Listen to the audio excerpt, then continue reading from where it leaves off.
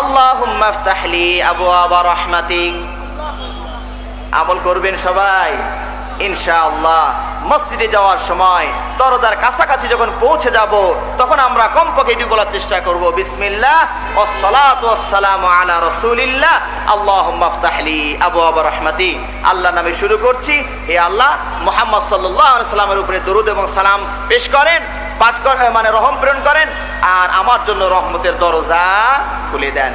এবার যখন মসজিদ থেকে বেরিয়ে আসবেন তখনও রাসূলের উপরে সালাত পাঠ করতে হবে, বলতে হবে বিসমিল্লাহ ওয়াস সালাতু ওয়াস সালামু আলা রাসূলিল্লাহ আল্লাহুম্মা ইন্নী আসআলুকা মিন ফাদলিক।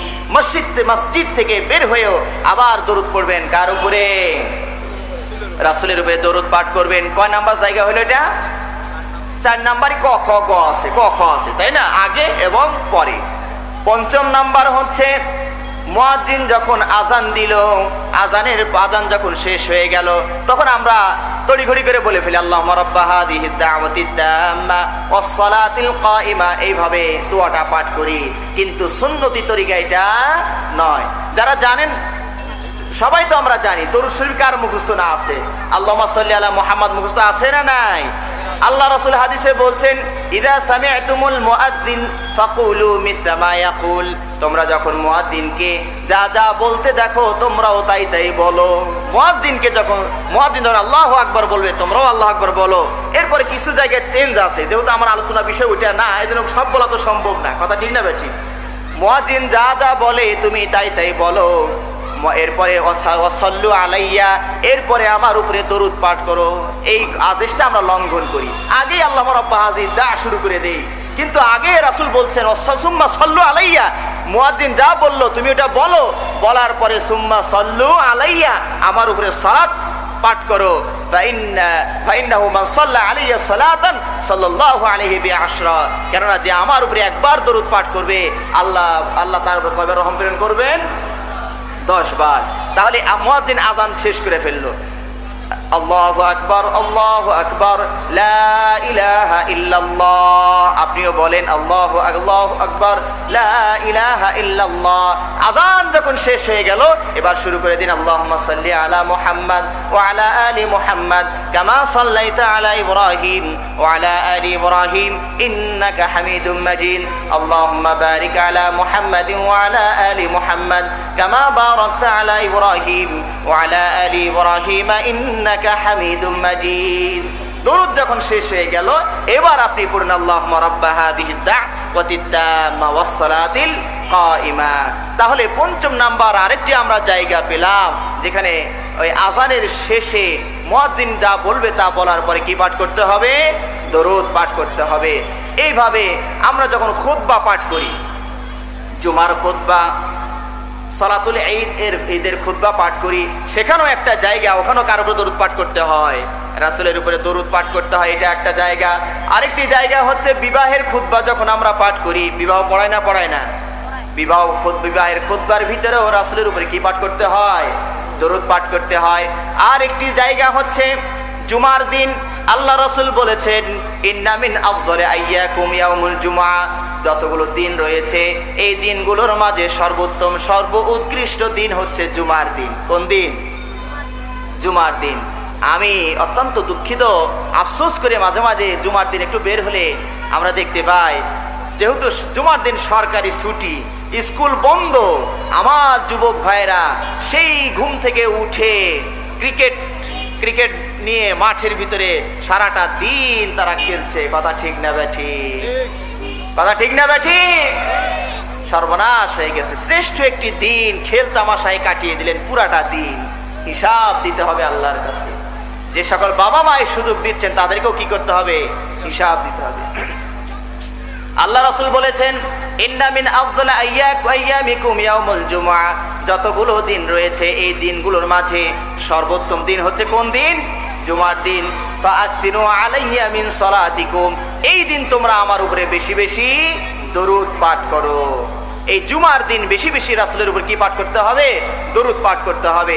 জুমার দিন কখন থেকে শুরু হয়? আরবিতে বৃহস্পতিবার দিনটা শেষ হয়ে যাওয়ার পরই যে সূর্য ডুবে গেলেই শুক্রবারের রাত্রি শুরু হয়ে গেল। আমাদের দেশের মানুষ আজকে আমরা কোন রাতের ভিতরে আছি?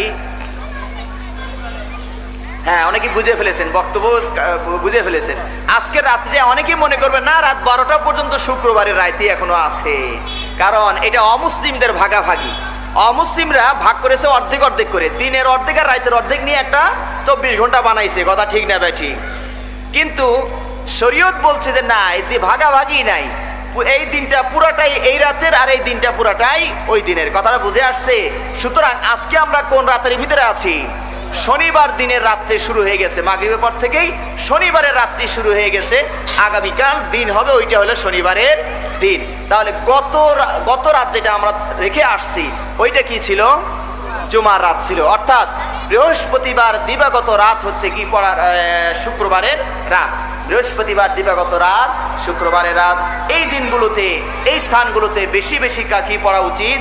রাসূলের উপরে সালাত এবং সালাম পেশ করা উচিত। এবার আমরা আরো কিছু দরুদের কথা আপনাদের বলবো, যেটা আমি কিছুক্ষণ আগে বললাম যে আল্লাহ রাসূল সাল্লাল্লাহু আলাইহি ওয়াসাল্লাম আমাদেরকে যে দরুদ শিখিয়ে দিয়েছিলেন, আমরা কিন্তু তাতে তৃপ্ত হতে পারি নাই। অনেক মানুষ আছেন, তারা আবার নিজেরাই অনেক দরুদ বানিয়েছেন, যেগুলোর ভিত্তি কোরআন এবং হাদিসে কোথাও পাবেন না। আচ্ছা বলুন তো, আল্লাহ আমাদেরকে রাসূলের উপরে দরুদ পাঠ করতে বললেন, সাহাবারা রাসূলকে জিজ্ঞেস করলেন। আযান হচ্ছে। আচ্ছা, আমরা একটু বিরতি নিচ্ছি, আমরা আযানের জবাব দিই সবাই, কারণ এইমাত্র হাদিস শুনলাম, মুয়াজ্জিন যা বলে তা আমরা বলবো, তাই না? আমল হয়ে যাক, মুয়াজ্জিন যা বলছে আমরা শুনি এবং তার পাশাপাশি দরুদ পাঠ করে তারপরে আমরা দোয়া পাঠ করব। যে একটার পরে একটা আযান আসতে থাকবে, একটা এটার হাইয়া আলাস সালাহ, একটা হাইয়া আলাল ফালাহ, কোনটার উত্তর দিবেন এলোমেলো লেগে যাবে। সুতরাং একটা মসজিদের আযানের ইকামত উত্তর দিলেই আমার উপরে দায়িত্ব যেটা ছিল সেটা ইনশাআল্লাহ শেষ হয়ে যাবে। তো আমরা আলোচনা করতে যাচ্ছিলাম আরেকটি বিষয়, এই দরুদ সংক্রান্ত বিষয়ে, যে আমাদের দেশে যে সকল আরো কিছু দরুদের প্রচলন আছে, আসলে এগুলোর ভিত্তি কোরআন এবং হাদিসে কোথাও আছে কিনা। এর ভিতরে আমাদের দেশে বিভিন্ন মাহফিলে বা যে অনুষ্ঠানে একটি দরুদ পাঠ করা হয়, মানে আমি এইভাবে বলছেন, আল্লাহুম্মা সাল্লি আলা সাইয়্যিদিনা মাওলানা মুহাম্মদ ওয়া আলা আলি সাইয়্যিদিনা মাওলানা মুহাম্মদ। এইভাবে সুন্দর করে সুর দিয়ে আমরা একটা দরুদ পড়লাম। এই দরুদের অস্তিত্ব কি কোরআন এবং হাদিসে কোথাও আছে? নাই। কিন্তু আমি আপনাদের কাছে একটা অনুরোধ জানাবো যে কখনই আপনারা এইটাকে দলিল দিবেন না, এত বড় বড় আলেমরা এটা বলে। আমাদের দেশের এখন দলিল হয়েছে এইটাই, এত বড় বড় আলেমরা বলে, ওনারা কি ভুল বলে? আমি বলি যে না, আমি আপনাকে ভুল বলছি না, তবে এত বড় আলেম যেহেতু বলেছেন, নিশ্চয় অত বড় একটা দলিলও আছে। কথা তাই কি না? এত বড় আলেম যদি একটা কথা বলেন, তো অত বড় একটা দলিল লাগবে না? লাগবে না? আমরা প্রথমেই আপনাদেরকে বলেছি, শরীয়ত এটা কি কিছু অবশিষ্ট আছে, মানে এটা কি পূর্ণতা লাভ করেছে, না এখনো বাকি আছে, কিয়ামত পর্যন্ত আরো কিছু চালু হবে, আরো কিছু সংযোজন করার সুযোগ কি কোনো আলেম ওলামার আছে? আল-ইয়াউমা আকমালতু লাকুম দীনাকুম ওয়া আতমামতু আলাইকুম নি'মাতি ওয়া রাদিতু লাকুমুল ইসলাম দীনা। রব্বুল আলামিন সেই আরাফার ময়দানে বিদায় হজ্জের সময় রাসূলের উপরে যে আয়াতটি অবতীর্ণ করলেন, কি বললেন সেখানে? আল-ইয়াউমা আকমালতু লাকুম দীনাকুম, আজকের দিনে দিনকে পরিপূর্ণ করে দিলাম। বলি আলহামদুলিল্লাহ। আরাফার দিনে দিন পরিপূর্ণ হয়ে গিয়েছে, এখনো কেন আপনারা আরো দিনের মাঝে সংযোজন করছেন? কথা ঠিক না বা ঠিক? সুতরাং দিন পরিপূর্ণ হয়ে গিয়েছে।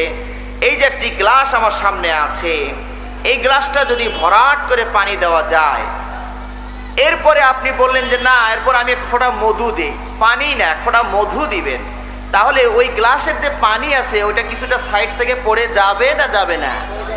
তাহলে শরীয়ত পূর্ণ হয়ে যাওয়ার পরে আপনি যদি নতুন করে আবার কিছু এখানে যোগ করেন তাহলে শরীয়তের নিশ্চয় কিছু আসল জিনিস ওটা পড়ে যাবে।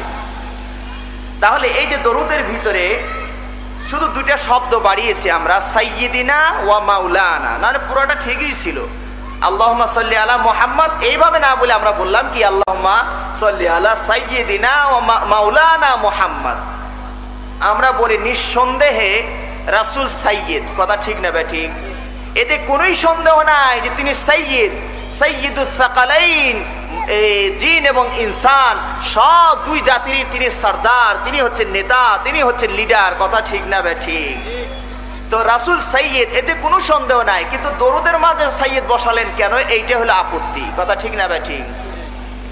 তার তো রাসূল তো রহমাতুল লিল আলামিনও, রাসূল রহমাতুল লিল আলামিন না, তাহলে ওটাও বাড়িয়ে দেন, আল্লাহুম্মা সাল্লি আলা সাইয়্যিদিনা ওয়া মাওলানা ওয়া হাবিবানা ওয়া রাহমাতাল লিল আলামিন শাফিল মুজনিবিন দিয়ে যত বিশেষণ আছে রাসূলের সব দরুদের মধ্যে ঢুকিয়ে দেন। তা হবে না, রাসূল যেটুক শিখিয়ে দিয়েছেন ওইটুকুই আপনাকে বলতে হবে, আর বেশি বলা যাবে না। এরপরে বলা হয়েছে ও মাওলানা, রাসূল আমাদের মাওলানা, কথা ঠিক আছে। যদিও আমাদের অনেক ভাই বুঝতে এটা ভুল করেন যে মাওলানা এটা একমাত্র আল্লাহর গুণ, এটা মানুষকে দেওয়া যাবে না। সুতরাং অনেকে আপত্তি করে বলি যে আলেমদেরকে মাওলানা বলা যাবে না, কেন? কারণ এটা আল্লাহর গুণ। সূরা বাকারার শেষে আমরা দোয়া করি না, আনতা মাওলানা ফানসুরনা আলাল কওমিল কাফিরিন। আনতা মাওলানা, আল্লাহ আপনি আমাদের মাওলানা, মাওলা আপনি আমাদের মাওলা। মাওলা শব্দটা দুটা শব্দের সমন্বয়ে গঠিত হয়েছে, একটা হলো মাওলা আর একটা হলো না। মাওলা না আরবিতে, বাংলা না নয়, আবার এটা আরবি না, ওর একটা অর্থ আছে। মাওলা মানে অভিভাবক, আর না মানে আমাদের, না মানে এখানে আমাদের। তাহলে মাওলা না, আপনি আমাদের অভিভাবক, আপনি আমাদের ওলি, আপনি আমাদের বন্ধু। এটা আমরা কাকে বলি? আল্লাহকে বললাম। তবে এটা আলেমদেরকেও বলা যায়, সাধারণ মানুষকেও বলা যায়, না বলাটাই ভালো। কারণ একজন আলেমও আমার দিনের অভিভাবক, দিনের একজন অভিভাবক, কথা ঠিক না ঠিক? একজন আলেমও আমার অভিভাবক। সেই হিসাবে আমরা যদি বলি শব্দটা রাসূলের জন্য বলা ঠিক আছে, মাওলানা তিনি আমাদের দিনের অভিভাবক, কথা ঠিক ছিল। কিন্তু দরুদের মাঝে এটা বাড়ালেন কেন? এই শব্দটা কেন বাড়ালেন? কিন্তু এটা এই দরুদি আবার যখন সালাতে পড়বেন ওখানে আবার বাড়ায় না, ওখানে আবার ঠিকই আমরা পড়ি আল্লাহুম্মা সাল্লি আলা মুহাম্মদ। কেন? ওখানে তো সাইয়্যিদিনা ওয়া মাওলানা বললেন না, তার মানে কি সুর আসে না, তরঙ্গ আসে না। এই সাইয়্যিদিনা মাওলানা বললে সুন্দর একটা তরঙ্গ আসে, আসে না? আসে না? আর আমাদের যে দরুদ আমরা বললাম আল্লাহুম্মা সাল্লি আলা মুহাম্মাদিন ওয়া আলা আলি মুহাম্মাদ, তরঙ্গটা আসলো না। আর ওই দুটো বলি আল্লাহুম্মা সাল্লি আলা সাইয়্যিদিনা মাওলানা মুহাম্মদ ওয়া আলা আলি সাইয়্যিদিনা মাওলানা মুহাম্মদ। সুর আসলো, আগেরটা সুর আসতেছিল না, এইটাতে তরঙ্গ সুন্দর একটা সুর আসছে, সবাই মিলে তালে তালে বলা শুরু করে দিলেন। আমরা বলবো এই পদ্ধতিতে দরুদ রাসূল আমাদেরকে শিক্ষা দেননি। সুতরাং রাসূল সাইয়্যিদ, কোনো সন্দেহ নাই, তিনি মাওলানা, কোনো সন্দেহ নাই, কিন্তু দরুদের মাঝে এটা বাড়ালেন কেন? এইটি হলো সন্দেহ, কথা ঠিক না ঠিক? আল্লাহ রাসূল সাল্লাল্লাহু আলাইহি সাল্লাম একজন সাহাবীকে একটা দোয়া শিখাচ্ছিলেন। দোয়ায় বলতেছিলেন অবে নবীকাল্লাযী আরসালতা, রাসূল বলছেন, তাকে শিখাচ্ছেন যে বলো অবে নবীকাল্লাযী আরসালতা। উনি বললেন কি অবে রাসূলিকাল্লাযী আরসালতা, চেঞ্জ একটু। উনি বলছেন, রাসূল শিখাচ্ছেন নবী বলো, উনি নবীটার চেয়ে ভালো শব্দ রাসূল ব্যবহার করেছেন। নবীর চেয়ে বেশি সম্মানিত কে? রাসূল। কারণ নবী কাকে বলা হয়? যাকে শুধু পূর্বের নবীর নবুয়তের দাওয়াতি কাজ দেওয়ার দায়িত্ব, যাকে আসমানি কিতাব দেওয়া হয় না, তিনি হলেন নবী। তিনি আগের নবীর আসমানি কিতাবের দাওয়াত দিবেন, উনি হলেন নবী। আর রাসূল কাকে বলা হয়? যাকে, এখানে একটা দরুদ লেখা হয়েছে, দরুদে তাজের ফজিলত, দরুদে তাজ। এই শব্দগুলো যতগুলো দরুদ লেখা হয়েছে এখানে একটাও আরবি নাম তারা দিতে পারেনি, সব উর্দু আর ফার্সি নাম। তাহলে একটা ইবাদত রাসূল চালু করে যাবেন আর ওটার আরবি নাম থাকবে না, এটা হয় নাকি? কি বলেন, এটা হয়? রাসূল কি উর্দু ভাষী ছিলেন নাকি? রাসূল কি বাঙালি ছিলেন নাকি? তো এখানে যে দরুদে তাজ, আবার দরুদে হাজারি, হাজার, হাজার থেকে হাজারি। রাসূলকে এই নাম দিয়েছেন নাকি? দরুদে হাজার।